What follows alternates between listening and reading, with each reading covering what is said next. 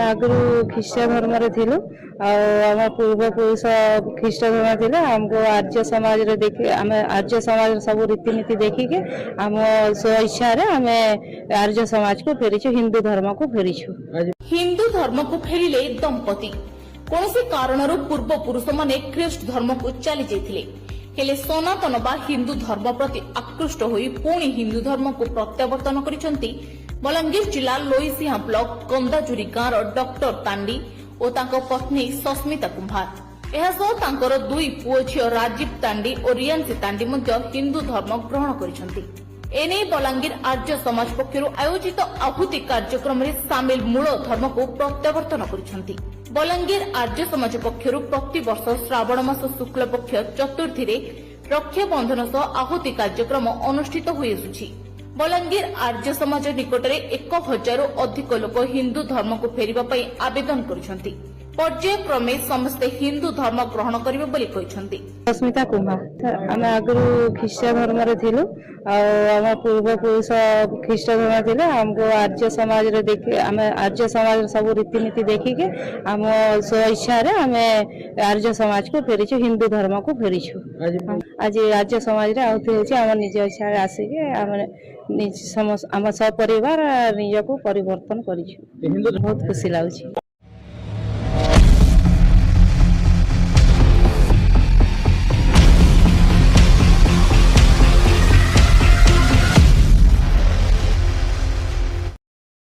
ଉଦ୍ଧାରକର୍ତ୍ତା ପ୍ରଭୁ ଯୀଶୁ ଖ୍ରୀଷ୍ଟଙ୍କ ମଧୁର ନାମରେ ଆପଣମାନଙ୍କୁ ସମସ୍ତଙ୍କୁ ଖ୍ରୀଷ୍ଟ ପ୍ରେମର ନମସ୍କାର।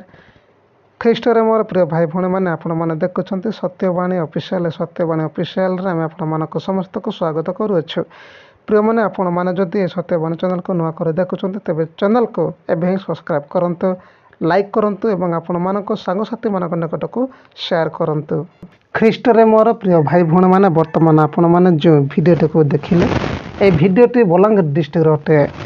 ପ୍ରିୟମାନେ, ଯେଉଁମାନେ କି ପୂର୍ବେ ହିନ୍ଦୁ ଧର୍ମରେ ଥିଲେ ଆଉ ସେମାନେ ହିନ୍ଦୁ ଧର୍ମ ଛାଡ଼ି ଖ୍ରୀଷ୍ଟ ଧର୍ମକୁ ପ୍ରତ୍ୟାବର୍ତ୍ତନ କରିଥିଲେ, ଆଉ ସେମାନେ କିଛି ବର୍ଷ ପରେ ପୁନର୍ବାର ସେମାନେ ଖ୍ରୀଷ୍ଟ ଧର୍ମ ପରିତ୍ୟାଗ କରି ମୂଳ ହିନ୍ଦୁ ଧର୍ମକୁ ଫେରି ଯାଇଛନ୍ତି। ପ୍ରିୟମାନେ, ନିଜର ସ୍ୱାର୍ଥ ନିମନ୍ତେ ଆଉ ନିଜର ଆବଶ୍ୟକତା ନିମନ୍ତେ ଯେଉଁମାନେ ପ୍ରଭୁ ଯୀଶୁ ଖ୍ରୀଷ୍ଟଙ୍କଠାରେ ବିଶ୍ୱାସ କରନ୍ତି, ସେମାନେ କେବେ ନିଜର ଆତ୍ମାର ଆଉ ଆବଶ୍ୟକତା ନିମନ୍ତେ ସେମାନେ ପୂରଣ କରିପାରନ୍ତି ନାହିଁ। ଯେଉଁମାନେ ଏପରି କାର୍ଯ୍ୟ କରନ୍ତି ସେମାନେ କେବେ ଈଶ୍ୱରଙ୍କ ରାଜ୍ୟରେ ଯୋଗ୍ୟ ନୁହନ୍ତି। ପ୍ରିୟମାନେ, ଏମାନଙ୍କ ଉଦ୍ଦେଶ୍ୟରେ ପବିତ୍ର ଶାସ୍ତ୍ର ବାଇବଲ ଆମମାନଙ୍କୁ କ'ଣ କଥା ଆମମାନେ ଫଷ୍ଟ ରୂପେ ଜାଣିଅଛୁ। ଯେଉଁମାନେ ଏହିପରି ଆଉ ପରମେଶ୍ୱରଙ୍କୁ ତ୍ୟାଗ କରନ୍ତି ସେମାନଙ୍କର କିଛି ଆଉ ପରମେଶ୍ୱରଙ୍କୁ ତ୍ୟାଗ କରିବା ଆଉ ଉପରେ କିଛି ସ୍ୱାର୍ଥ ଥାଏ। ବିନା ସ୍ୱାର୍ଥରେ ମନୁଷ୍ୟ କେବେ ଈଶ୍ୱରଙ୍କ ଠାରୁ ବିମୁଖ ହୁଅନ୍ତି ନାହିଁ। କିଛି ପାଇବା ନିମନ୍ତେ, କିଛି କରିବା ନିମନ୍ତେ ମନୁଷ୍ୟମାନେ ଆଉ ଏହି ସମାଜରେ ପୃଥିବୀର ଲୋକମାନେ ଆଉ ପ୍ରଭୁ ଯୀଶୁ ଖ୍ରୀଷ୍ଟଙ୍କ ଠାରୁ ସେମାନେ ଆଉ ବିମୁଖ ହୁଅନ୍ତି। ଈଶ୍ୱରଙ୍କ ବାକ୍ୟ ପ୍ରତି ସେମାନେ ଦୃଢ଼ ବିଶ୍ୱାସ କରନ୍ତି ନାହିଁ। ଈଶ୍ୱରଙ୍କ ବାକ୍ୟରେ ସେମାନେ ବଢ଼ନ୍ତି ନାହିଁ। ଆଉ ଜଗତ ପ୍ରତି ସେମାନେ ମନ ଦେଇ ନିଜର ଆତ୍ମାକୁ ସେମାନେ ସମର୍ପଣ କରି ଚାଲ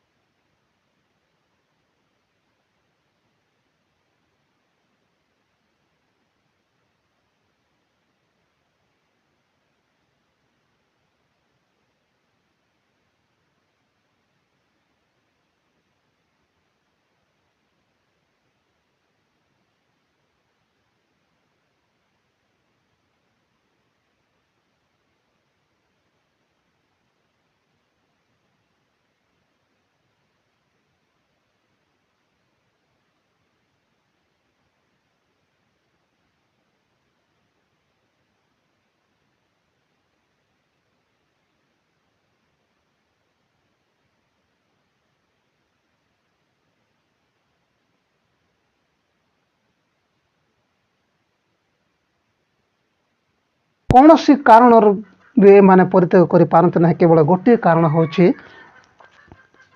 ସେ କାରଣ ହେଉଛି ଅର୍ଥ। କାରଣ ଖ୍ରୀଷ୍ଟ ଧର୍ମରେ ଥାଇ ସେମାନଙ୍କର କିଛି ମଧ୍ୟ ଆଉ ଉପକାର ହେଲା ନାହିଁ ବୋଲି ସେମାନେ କହୁଛନ୍ତି। ପ୍ରିୟର ମୋର ଭାଇ ଭଉଣୀମାନେ, ୟୁଟ୍ୟୁବ୍ର ଗାଇଡ଼ଲାଇନ୍ ଅନୁସାରେ ଆମମାନେ ଆପଣମାନଙ୍କ ନିକଟକୁ ଆଉ ଭିଡ଼ିଓଟିକୁ ସମ୍ପୂର୍ଣ୍ଣ ରୂପେ ଦେଖାଇ ପାରିନାହୁଁ। କିନ୍ତୁ ପିତା ପରମେଶ୍ୱରଙ୍କର ବାକ୍ୟ କହେ ଯେ ସେମାନେ ଭୂତମାନଙ୍କର ଶିକ୍ଷା ପ୍ରତି ମନୋଯୋଗ ହୋଇ ବିଶ୍ୱାସ ପରିତ୍ୟାଗ କରିଛନ୍ତି। ସେମାନେ ଯଦି ସତ୍ୟ ପରମେଶ୍ୱରଙ୍କୁ ଜାଣିଥାନ୍ତେ, ସତ୍ୟ ପରମେଶ୍ୱରଙ୍କ ଠାରେ ଯଦି ବିଶ୍ୱାସ କରିଥାନ୍ତେ, ପ୍ରଭୁ ଯୀଶୁ ଖ୍ରୀଷ୍ଟଙ୍କୁ ଯଦି ସେମାନେ ନିଜ ହୃଦୟରେ ତ୍ରାଣକର୍ତ୍ତା ରୂପେ ଯଦି ଗ୍ରହଣ କରିଥାନ୍ତେ, ତାହେଲେ ସେମାନେ କେବେ ମଧ୍ୟ ପରମେଶ୍ୱରଙ୍କ ବାକ୍ୟରୁ ପରମେଶ୍ୱରଙ୍କ ଠାରୁ ସେମାନେ କେବେ ମଧ୍ୟ ବିମୁଖ ହୋଇନଥାନ୍ତେ। ପ୍ରିୟମାନେ, ଆପଣମାନେ ଦେଖୁଛନ୍ତି ଯେ ଏହି ବାକ୍ୟରେ, ଏହି ଭିଡ଼ିଓରେ ଆପଣମାନେ କ'ଣ ଆଉ ଜାଣିପାରିଲେ, ଆଉ ଏ ବିଷୟରେ ପବିତ୍ର ଶାସ୍ତ୍ର ବାଇବଲ ଆହୁରି କ'ଣ କହେ ତାହା ମଧ୍ୟ ଆମମାନେ ଆଗକୁ ଦେଖିବା।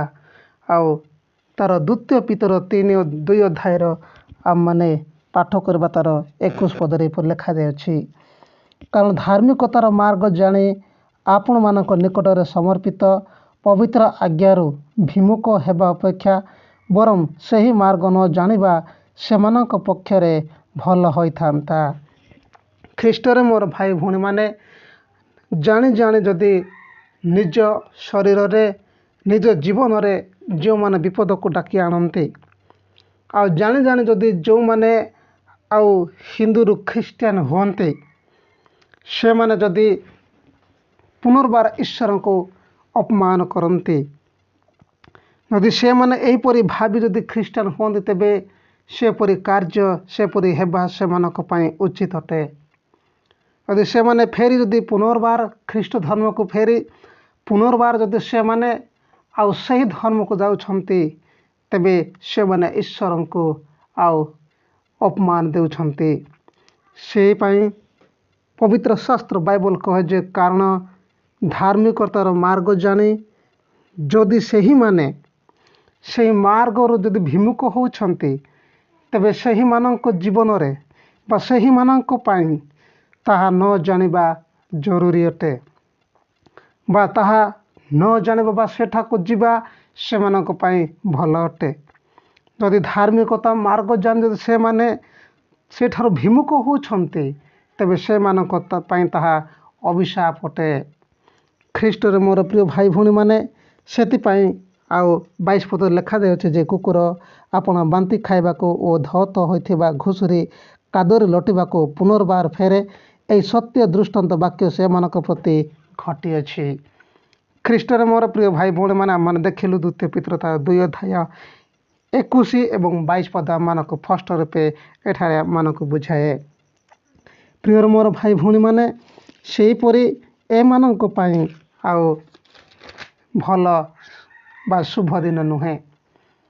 ଖ୍ରୀଷ୍ଟରେ ମୋର ଭାଇ ଭଉଣୀମାନେ, ଯଦି ସତ୍ୟ ପରମେଶ୍ୱରଙ୍କ ଜାଣି ସତ୍ୟ ପରମେଶ୍ୱରଙ୍କ ଠାରୁ ବିମୁଖ ହେବା ଅପେକ୍ଷା ସେହି ମାର୍ଗ ଆପଣମାନଙ୍କ ପାଇଁ ନ ଜାଣିବା ଭଲ। କାରଣ ସେ ଜୀବନ୍ତ ପରମେଶ୍ୱର ଅଟନ୍ତି, ସେ ସତ୍ୟ ପରମେଶ୍ୱର ଅଟନ୍ତି।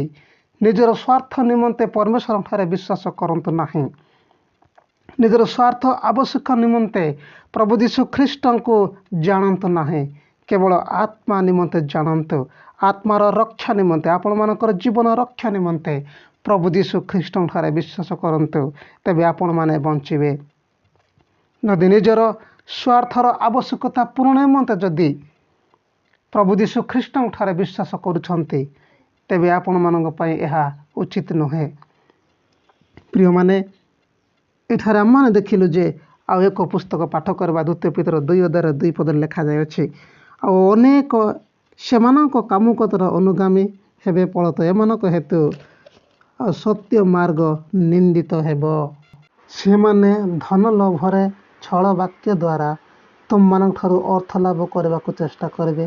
ସେମାନଙ୍କର ଦଣ୍ଡ ଅନେକ କାଳରୁ ଘଟି ଆସୁଅଛି ଓ ସେମାନଙ୍କର ବିନାଶ ବିଳମ୍ବ ହେବ ନାହିଁ। ଏହିପରି ସମୟରେ ସେମାନେ ଈଶ୍ୱରଙ୍କ ଠାରୁ ବିମୁଖ ହେବେ, ନିଜର ବିଶ୍ୱାସକୁ ହରାଇବେ, ଭୂତ ଆତ୍ମାମାନଙ୍କ ପ୍ରତି ସେମାନେ ଆସକ୍ତ ହେବେ ଆଉ ଈଶ୍ୱରଙ୍କ ସତ୍ୟ ମାର୍ଗକୁ ସେମାନେ ଅବଲମ୍ବନ କରିବେ। ପ୍ରିୟମାନେ, ଏହି ପ୍ରକାର ଲୋକମାନଙ୍କ ଠାରୁ ଆମମାନଙ୍କୁ ଓ ଆପଣଙ୍କୁ ଦୂରେଇ ରଖିବା ଆବଶ୍ୟକ ଅଟେ।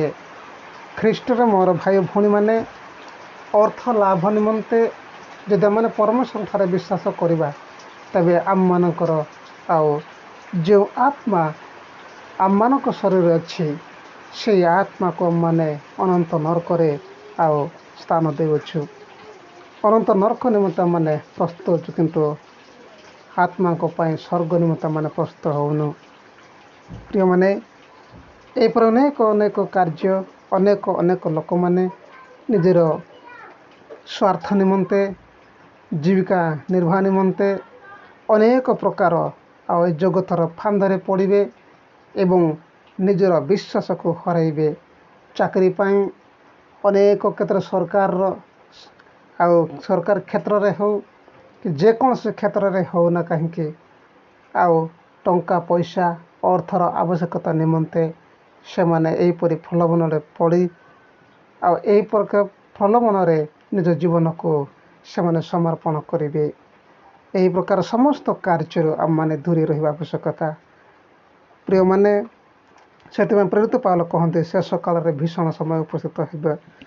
ଲୋକମାନେ ଆତ୍ମପ୍ରିୟ ଓ ଧନୀ ଲୋଭୀ, ଆତ୍ମଗର୍ବୀ, ଅହଙ୍କାରୀ, ନିନ୍ଦକ, ପିତାମାତାଙ୍କର ଅବାଧ୍ୟ, ଏହିପରି ଲୋକମାନେ ଶେଷ ସମୟରେ ବାହାରିବେ। ପ୍ରିୟମାନେ, ଅକୃତଜ୍ଞ ହେବେ, ଅପବିତ୍ର ହେବେ, ସ୍ନେହଶୂନ୍ୟ ହେବେ, ଅମିଳନପ୍ରିୟ ହେବେ, ଅପବାଦକ ହେବେ, ଅଜିତେନ୍ଦ୍ରିୟ ଓ ପ୍ରଚଣ୍ଡ ହେବେ, ଉତ୍ତମ ବିଷୟରେ ଘୃଣାକାରୀ ହେବେ, ପୁଣି ବିଶ୍ୱାସଘାତକ, ଦୁଃସାହସୀ ହେବେ, ଦାମ୍ଭିକ ହେବେ ଓ ଈଶ୍ୱର ପ୍ରିୟ ନ ହୋଇ ବରଂ ବିଳାସ ପ୍ରିୟ ହେବେ। ଏହି ପ୍ରକାର ଲୋକମାନଙ୍କ ଠାରୁ ଆମମାନେ ନିଜକୁ ଆଉ ଦୂରେଇ ରଖିବା ଆବଶ୍ୟକତା ଅଟେ। ଖ୍ରୀଷ୍ଟରେ ମୋର ପ୍ରିୟ ଭାଇ ଭଉଣୀମାନେ, ସେଥିପାଇଁ ପବିତ୍ର ଶାସ୍ତ୍ର ବାଇବଲରେ ଆମମାନେ ପାଠ କରିଲେ ଯେ ଏହି ଶେଷ କାଳରେ ଯେ ଲୋକମାନେ ନିଜର ବିଶ୍ୱାସକୁ ହରାଇବେ। ପ୍ରଭୁ ଯୀଶୁ ମଧ୍ୟ କହିଥିଲେ, ଅନେକ ବିଘ୍ନ ପାଇବେ ମୋ ଠାରୁ, ଅନେକ ଲୋକ ବିଶ୍ୱାସ ହରାଇବେ, ଅନେକ ଲୋକ ପତନ ହେବେ ମଧ୍ୟ ପ୍ରଭୁ ଯୀଶୁ ଖ୍ରୀଷ୍ଟ କହିଥିଲେ। କିନ୍ତୁ ଏହିପରି କାର୍ଯ୍ୟରୁ ଆମମାନେ ନିବୃତ୍ତ ରହିବା ଅପେକ୍ଷା ଆମମାନେ ଏହିପରି କାର୍ଯ୍ୟରୁ ଦୂରେଇ ରହିବା, ତେବେ ଆମମାନେ ଆଶୀର୍ବାଦ ପାଇବା। ପ୍ରଭୁ ଆମମାନଙ୍କୁ ସମସ୍ତଙ୍କୁ ଆଶୀର୍ବାଦ କରନ୍ତୁ। ପ୍ରିୟମାନେ, ଆପଣମାନେ ଯଦି ଆମର ଏ ସତ୍ୟବାଣୀ ଚ୍ୟାନେଲକୁ ନୂଆ କରି ଦେଖୁଛନ୍ତି, ତେବେ ଚ୍ୟାନେଲକୁ ଲାଇକ୍ କରନ୍ତୁ, ସେୟାର କରନ୍ତୁ ଏବଂ ସବସ୍କ୍ରାଇବ୍ କରିବା ପାଇଁ ଭୁଲନ୍ତୁ ନାହିଁ।